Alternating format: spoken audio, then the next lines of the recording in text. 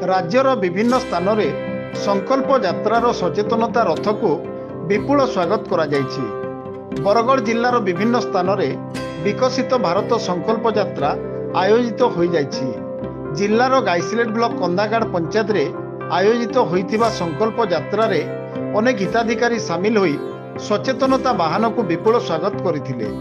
एठारे आयोजित सभारे सरपंच जयंती साहू, समिति सभ्या सरोजिनी प्रधान, नोडाल ऑफिसर पांडव नंद, कार्यनिर्वाही अधिकारी चित्तरंजन बेहरा, ग्राम्य रोजगार सेवक जितेश पाणिग्राही, एमबीके, अंगनवाड़ी कर्मी, सीआरपी, स्वयं सहायक गोष्ठीर सदस्य माने उपस्थित रही प्रधानमंत्री नियुक्ति सृजन कार्यक्रम, स्वच्छ भारत अभियान, प्रधानमंत्री खाद्य प्रक्रियाकरण पोषण अभियान, प्रधानमंत्री आवास योजना, प्रधानमंत्री किसान योजना, उज्ज्वला योजना आदि संपर्क में हिताधिकारी को सचेतन कराइथिले।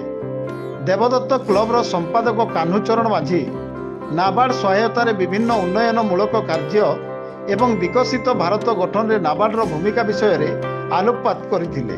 वर्तमान आम गाँव में आरंभ होती जो माँ भौणी मैंने एकत्रित होती 2000 पूर्व आम चिंता करवा एसएचजी कहले समस्ते मुह लुचाउथिले। सही कार्यक्रम केंद्र सरकार निर्देश में नाबार्ड सहायता प्रथम आरंभ कर 2004 रु 2012 पर्यंत आपण गाँव में भी आज जन माँ भौणी मैंने अच्छा गोटे मिशन मोड रे आरंभ कर दैछन्ते। वर्तमान मिशन शक्ति सृष्टि होती 2000 पूर्व को जदि एसएचजी गठन करने गाँव में बुझेवा बहुत कष्ट होता से समय आम वार्ता दौर। आज भारत सरकार निर्देश रे माँ मान विकास देशर विकास बोलिकी सब प्रकार कार्यक्रम माँ मान माध्यम विभिन्न योजना माँ मान ना ही कराई।